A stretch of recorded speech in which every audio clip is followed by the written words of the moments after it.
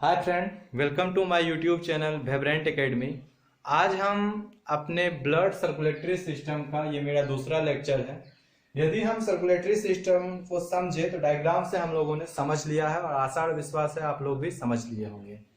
तो यहाँ सबसे पहले हम लोग ये देखेंगे सर्कुलेटरी सिस्टम कितने टाइप के होते हैं। सर्कुलेटरी सिस्टम दो टाइप के होते हैं, ये 9th का ही है, बेसिक आप लोग सारे जानते हैं। ओपन सर्कुलेटरी सिस्टम और क्लोज सर्कुलेटरी सिस्टम। यदि हम ओपन सर्कुलेटरी सिस्टम की बात करें तो ओपन सर्कुलेटरी सिस्टम उसको बोलेंगे जिसमें कोई आर्टरी या वेन प्रेजेंट नहीं है, बल्कि वो पूरी तरह से ओपन है। तो ऐसा ओपन सर्कुलेटरी सिस्टम किस में प्रेजेंट है? तो हम लोगों ने याद रखा था किस में, तो आर्थ्रोपोडा में। क्या? तो कॉकरोच था, प्रॉन था। तो इस तरह जो इंसेक्ट थे, इंसेक्ट का जो बोल सकते हैं कि circulatory system, blood circulatory system किस फॉर्म के होते थे, तो वो ओपन सर्कुलेटरी सिस्टम रहते थे। लेकिन उसमें जिसमें कि क्लोज सर्कुलेटरी सिस्टम प्रेजेंट है तो उसमें वेन और आर्टरी दोनों प्रेजेंट हैं। तो वेन और आर्टरी किसमें प्रेजेंट है? मैमल्स, हम लोगों में वेन भी है और आर्टरी भी है। तो आर्टरी में क्या रहते हैं? हमेशा प्योर ब्लड रहेगा, ऑक्सीजनेटेड ब्लड रहेगा। लेकिन यदि वेन की बात करें तो वेन में क्या रहता है? तो वेन में डीऑक्सीजनेटेड ब्लड रहते हैं, जिसे कि इम्प्योर ब्लड बोल सकते हैं।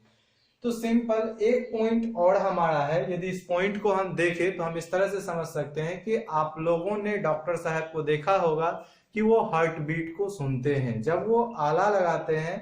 आला ऐसे बोलिए तो उर्दू लैंग्वेज है, आला का मतलब होता है हालचाल, कि आप कैसे हो, ये पूछने का कोशिश करता है। आला उर्दू शब्द है। लेकिन यदि हम आला की बात करें, लोकल में आला ही बोलते हैं, तो इसको बोला जाएगा स्टेथोस्कोप। स्टेथोस्कोप से जो होते हैं हार्ट बीट को डॉक्टर साहब सुनते हैं।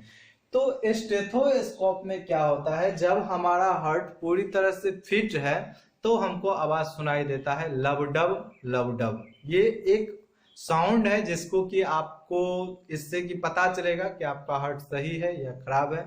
यदि आपका हार्ट सही है तो आवाज कैसा आएगा? लबडब लबडब। फिल्मों वाली बात नहीं कर रहे हैं कि धक धक करने लगा, ऐसा कुछ नहीं है। लबडब लबडब का आवाज आता है हार्ट से। सेकेंड, यदि हम बात करें तो बीच में, ये हम छोटा सा रफ डायग्राम बनाए हैं, ये 4 चेंबर का हार्ट है। बीच में क्या रहते हैं? तो बीच में हम बोल सकते हैं सेप्टम। सेप्टम जो रहते हैं वो राइट साइड और लेफ्ट साइड दोनों को डिवाइड करते हैं, कि राइट साइड के blood left side, right side के ब्लड लेफ्ट साइड में नहीं जाए, या लेफ्ट साइड के ब्लड राइट साइड में नहीं जाए। तो ये वर्क कौन करते हैं? सेप्टम। तो सिंपल हम लोगों ने ये देखा था कि लेफ्ट साइड में हमेशा ऑक्सीजनेटेड ब्लड रहता है, लेकिन राइट साइड में डीऑक्सीजनेटेड ब्लड था। तो किसी किसी बच्चों के यही सेप्टम में पतला हो जाता है, चाहे यहाँ पतला हो जाए चाहे यहाँ पतला हो जाए, तो जिसके कारण बोला जाता है कि बच्चों के दिल में छेद है। ऐसा न्यूज भी आप फेसबुक पर भी पढ़े होंगे कि किसी बच्चों के दिल में छेद है। यदि ऐसा न्यूज आपको आए कि दिल में छेद हो गया, तो ऐसा नहीं है कि वो मर ही जाएगा। दिल में छेद तब होता है जब हम बोल सकते हैं छेद रहने के कारण जो ऑक्सीजनेटेड ब्लड है वो कहाँ आ जाते हैं? डीऑक्सीजनेटेड में। और डीऑक्सीजनेटेड ब्लड कहाँ चले जाते हैं? तो वो ऑक्सीजनेटेड में चले जाते हैं, जिसके कारण कि पूरे हार्ट का हम बोल सकते हैं ब्लड क्या हो जाते हैं? डीऑक्सीजनेटेड ही हो जाते हैं। तो ऐसे बच्चे जब भी खेलते हैं तो वो जल्दी थक जाते हैं, या फिर उस बच्चे को हमेशा लगभग ऑक्सीजन का जरूरत पड़ता है, हमेशा थका हुआ ही रहेगा, रूम में कहीं है तो एक कोने में पड़ा रहेगा, थोड़ा सा भी वर्क करता है तो तुरंत वो बेहोश हो जाते हैं, सेंसलेस हो जाते हैं, शरीर में ऑक्सीजन की कमी हो जाती है। तो जिस बच्चों के दिल में छेद है उनको थोड़ा परहेज से रहना पड़ता है। तो डॉक्टर साहब कैसे, आप फर्स्ट बार में यदि आप ट्रीटमेंट कीजिए तो कैसे समझिएगा कि बच्चे के दिल में छेद है? तो जैसे आप स्टेथोस्कोप से बच्चे के दिल की ध्वनि सुनिएगा, साउंड को सुनिएगा, तो आप उस समय सुनिएगा तो वो मुड़ मुड़ की आवाज करते हैं। जैसे यदि कोई फिट है, हार्ट स्वस्थ है, तो उसमें लबडब लबडब की आवाज आएगी। यदि किसी हार्ट में होल है तो उस समय मुरमुर की आवाज आती है। तो सिंपल ये बेसिक नॉलेज है, इतना रख सकते हैं, छोटा मोटा डॉक्टर आप लोग भी हैं। तो नेक्स्ट आगे हम लोग चलते हैं, तो हम आपको प्रैक्टिकल में जो है ब्लड प्रेशर किस तरह से मेजर किया जाता है ये हम आपको प्रैक्टिकल में ऑफलाइन क्लास में सिखाएंगे। यहाँ हम ये जानना चाह रहे हैं ब्लड प्रेशर क्या है। तो ब्लड प्रेशर को यदि हम समझे तो हम सबसे पहले हार्ट में जानेंगे। दो मूवमेंट होता है। हार्ट के डायग्राम को अभी हम आपको कंप्लीट नहीं बताए हैं, वो नेक्स्ट वीडियो में हम डायग्राम आपके सामने लाएंगे। हार्ट में होता क्या है कि हार्ट में जो है दो प्रोसेस होते हैं, एक को बोलेंगे सिस्टोलिक और दूसरे को बोलेंगे डायसिस्टोलिक। सिस्टोलिक और डायस्टोलिक। तो सिस्टोलिक और डायस्टोलिक में क्या फर्क है? तो सिस्टोलिक मतलब होता है संकुचन, यानी संकुचन सिकुड़ना, नेरो हो जाता है कि जो सबसे ऊपर आर्टरी है, नीचे में क्या है आर्टरी, और हम लोगों ने याद किया था, सॉरी आर्टरी वेनस नहीं है, ये है हमारा वेंट्रिकल ऑरिकल। ऊपर पर हो जाएगा हमारा वेंट्रिकल ऑरिकल, इस तरह से याद रखे थे। तो यहाँ जो है हम लोग इस तरह से याद रखेंगे कि जो हमारे, एक मिनट थोड़ा कंफ्यूजन हो रहा है। हार्ट की यदि बात करें तो सबसे पहले राइट आर्टरी वेन, उसके बाद ऑरिकल और वेंट्रिकल। हाँ, ऊपर पर जो है यहाँ थोड़ा मिस्टेक हमसे हो रहा था। तो ऊपर पर क्या होते हैं? ऑरिकल होते हैं, नीचे वेंट्रिकल रहते हैं। ऑरिकल और वेंट्रिकल की बात करेंगे तो ऑरिकल और वेंट्रिकल में क्या होते हैं? वेंट्रिकल में यहाँ क्या होते हैं? तो सिस्टोलिक, एक संकुचन होता है, वो सिकुड़ जाते हैं। जब सिकुड़ेंगे तो ब्लड ऊपर की ओर मूव करते हैं। और फिर यहाँ हम पढ़ेंगे जिसको कि बोलेंगे डायस्टोलिक। डायस्टोलिक की बात करें तो डायस्टोलिक में शिथिलन, यानी जो आर्टरी है, आर्टरी सिकुड़ते हैं और वेंट्री पर लोड पड़ता है ब्लड का, और फिर से ब्लड कहाँ मूव करते हैं? तो वो आर्टरी की ओर मूव करते हैं। तो सिंपल यहाँ हम लोग इस प्रोसेस को, जो डायग्राम हम हार्ट का बताएंगे उसमें ज्यादा आपका कॉन्सेप्ट क्लियर होगा। तो यहाँ हम आपको सिर्फ ये बताने की कोशिश कर रहे हैं कि ब्लड प्रेशर को हम लोग कैसे मापेंगे। नेक्स्ट वीडियो देंगे जिसमें कि हम सिस्टोलिक और डायस्टोलिक को दोनों को एक्सप्लेन करेंगे। तो यहाँ हम लोग सबसे पहले ब्लड प्रेशर की बात करें तो शॉर्ट फॉर्म में इसी को बीपी बोला जाता है। 1733 में एस हेल्स ने सबसे पहले इसको हॉर्स में, घोड़ा में मापा था। सबसे पहला ब्लड प्रेशर किस एनिमल का मापा गया? तो घोड़ा का। किसने मापा? तो एस हेल्स ने 1733 में। तो यहाँ यदि नॉर्मल पूछा जाए आपसे कि नॉर्मल ब्लड प्रेशर कितना होता है, तो हम ये बोलेंगे कि सिस्टोलिक जो है ये कितने होते हैं? तो बोलेंगे 120। और यदि डायस्टोल बोला जाएगा कि डायस्टोल कितने होते हैं, तो डायस्टोल की बात करेंगे तो ये 80। तो डॉक्टर साहब यदि आपका ब्लड प्रेशर चेक करते हैं तो 120/80 mmHg लिख के इस तरह से रिपोर्ट देंगे। तो यदि इतना ब्लड प्रेशर आपका है तो आप नॉर्मल है, इतना सभी का होता है। आप किसी का भी मापिए तो इतना सबका होगा, तो कैसे ब्लड प्रेशर हम लोग जांच करें? तो ब्लड प्रेशर जांच करने के लिए प्रोसेस यही रहता है कि आप देखे होंगे कि डॉक्टर साहब के पास एक इस तरह का मशीन रहता है, जिसमें कि इसमें हाथ में लपेटने वाला बना हुआ रहता है, जिसमें कि एयर भरा जाता है, और यहाँ पारा से कुछ मेजर करने के लिए दिया जाता है, जो यहाँ पारा लिखा हुआ रहता है। और डॉक्टर साहब क्या करेंगे, आपके हाथ में कहाँ, तो आर्म पे, यहाँ पे बांधते हैं। बांधने के बाद वो क्या करेंगे, पारा को देखते हुए उसमें हवा भरते हैं।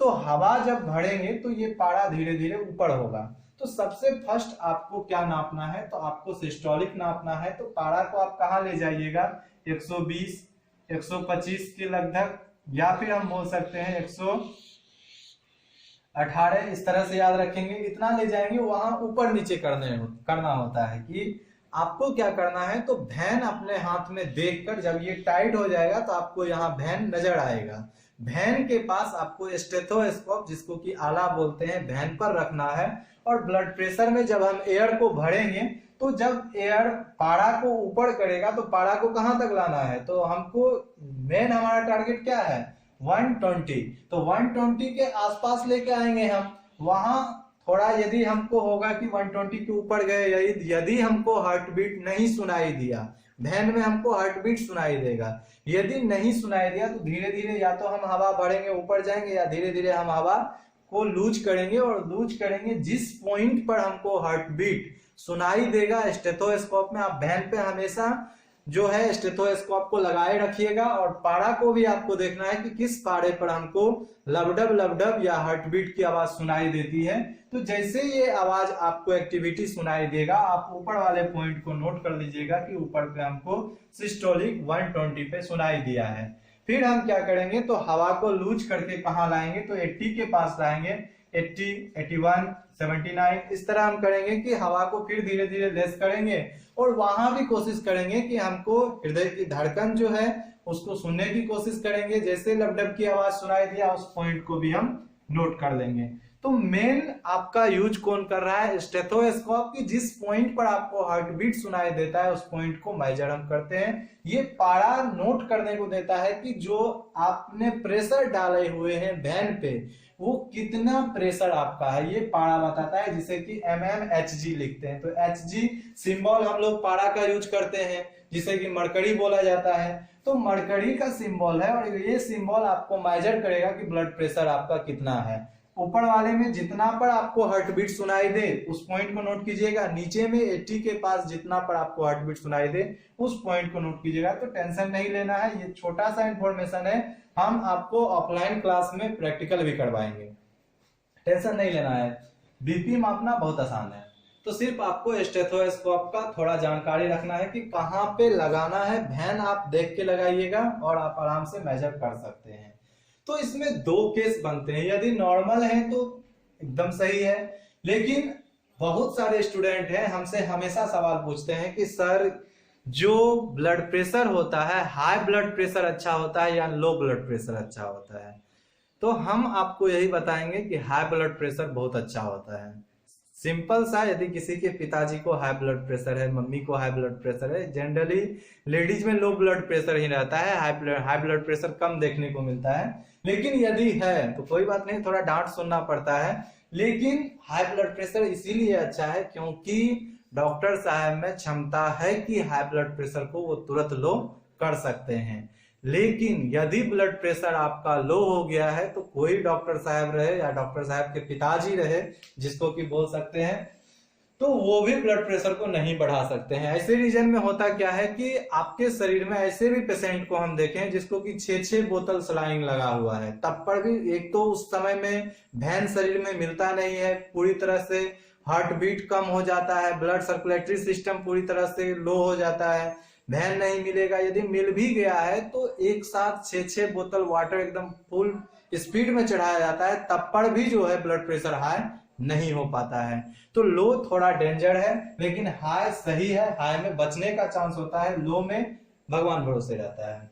तो यहाँ हम लोग हाई किसको बोलेंगे, जब 120 से अप रहेंगे, ऊपर रहेंगे तो वो हाई हो गए। तो 120 से ऊपर जनरली हम ये आपको बता रहे हैं कि वहां 150/90 यदि हो जाए, नीचे भी 10 ऊपर हो गया, ऊपर क्या हो गया 30 ऊपर हो गया है, तो यदि 150 से 90 mmHg हो गया तो इसे हाइपरटेंशन बोला जाता है। सिर्फ अंतर क्या है, हाइपर हाइपो इतना ही अंतर है, बाकी सब कुछ सेम है। तो हाइपरटेंशन क्या होगा, हाइपर यानी ऊपर, यदि ऊपर हो गया तो हाइपरटेंशन।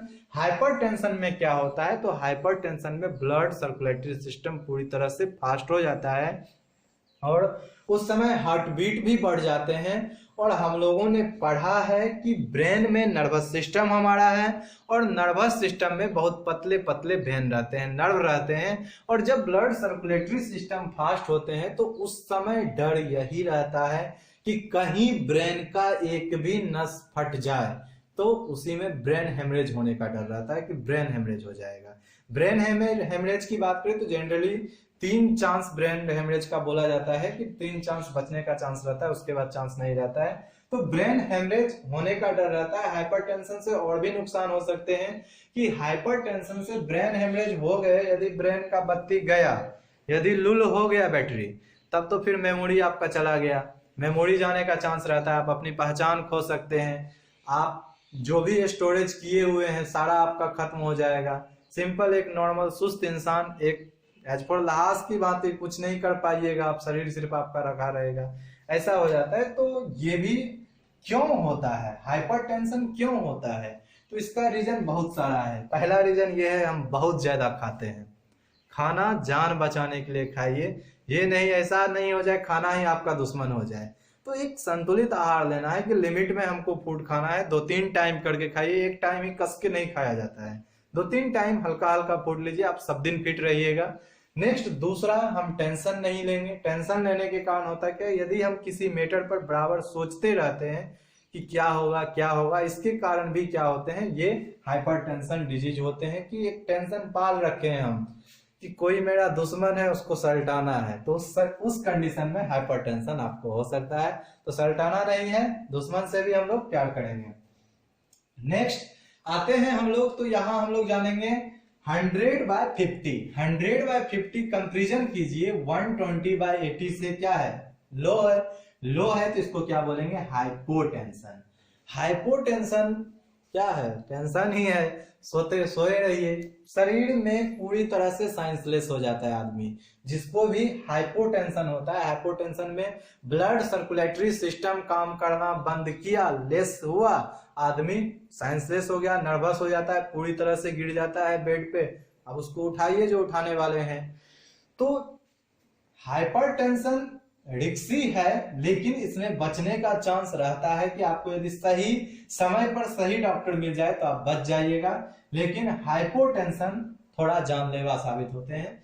तो सिंपल, यदि आपके शरीर में यदि आप नमक का यूज, जिसे कि हम बोल सकते हैं NaCl, सोडियम क्लोराइड का यूज सही से कर रहे हैं, तो ब्लड प्रेशर लिमिट में ऑटोमेटिक रहेगा। कभी भी कच्चे नमक को नहीं खाइए। डायरेक्ट नमक, थाली में खाना खाने के लिए बैठे, थोड़ा सा नमक लेके बैठ जाते हैं, तो वो धीरे धीरे एक पॉइजन का काम करता है। आपके शरीर में जो ब्लड प्रेशर है उसको हाई करने का वर्क करता है कौन, सोडियम। यदि लो ब्लड प्रेशर हो गया है तो उस समय में आप नमक चीनी का घोल पीजिए। नमक जैसे सोडियम आएगा, ब्लड प्रेशर हाई होने का चांस बनता है। तो जनरली यहाँ हम थोड़ा और आगे चलते हैं। तो हार्ट बीट को हम लोगों ने समझ लिया, क्या, लबडब और मुरमुर। तो यहाँ हम लोग रेम्बोन-सिफलोन याद रखेंगे। रेम्बोन-सिफलोन की बात करें तो ये मेडुला ऑब्लंगाटा, आगे वाले चैप्टर में हम लोगों का ब्रेन है जिसमें पढ़ेंगे मेडुला ऑब्लंगाटा। मेडुला ऑब्लंगाटा में रेम्बोन-सिफलोन है जो ब्रेन का पार्ट है। इससे दो हार्मोन यहाँ निकलेंगे। पहला जिसे कि थायरॉक्सिन बोल सकते हैं, दूसरा एड्रेनलिन बोल सकते हैं। तो एड्रेनल ग्लैंड भी है, किडनी के ऊपर पर एड्रेनलिन ग्लैंड है, वहां से एड्रेनल हार्मोन निकलता है। लेकिन रेम्बोन-सिफलोन जो है ये अलाउ करता है कि एड्रेनलिन हार्मोन का सेक्रेशन कीजिए। तो ये दोनों हार्मोन आपके हार्ट बीट के लिए रिस्पॉन्सिबल होते हैं, या बोल सकते हैं ब्लड सर्कुलेटरी सिस्टम के लिए रिस्पॉन्सिबल रहते हैं। नेक्स्ट यदि बात करें तो यहाँ हम लोगों ने ECG लिखा है। ECG का फुल फॉर्म आपके एग्जाम में पूछा जा सकता है, इलेक्ट्रोकार्डियोग्राफी। इलेक्ट्रोकार्डियोग्राफी EEG भी है ब्रेन में, उसको हम अभी नहीं बताएंगे, कंफ्यूजन होने लगेगा। सिर्फ अभी याद रखिए ECG। तो कार्डियोग्राफी किससे है, तो हार्ट से रिलेटेड है, इलेक्ट्रोकार्डियोग्राफी। तो फुल फॉर्म आप याद रखिएगा, जिस पर वही जो हार्ट बीट है उसको हम लोग देखते हैं किस तरह से हार्ट बीट काम कर रहे हैं, इस तरह से। इसे ही ECG टेस्ट भी बोला जाता है। ECG टेस्ट में कंप्यूटराइज फोटो दिया जाता है, लेवल 1 करके देगा कि लेवल 1 में इस तरह का हार्ट बीट चला है, फिर दूसरा आएगा लेवल 2 में इस तरह का हार्ट बीट चला है। तो ये ECG रिपोर्ट रहता है कि आपका हार्ट बीट सही से काम कर रहा है या नहीं कर रहा है। तो आज हम यही तक रखते हैं। नेक्स्ट वीडियो में हम लोग हार्ट के डायग्राम के साथ आएंगे और हार्ट का एक वीडियो और देंगे जिसमें कि हार्ट को पूरी तरह से हम लोग समझ लेंगे। Thanks for watching this video.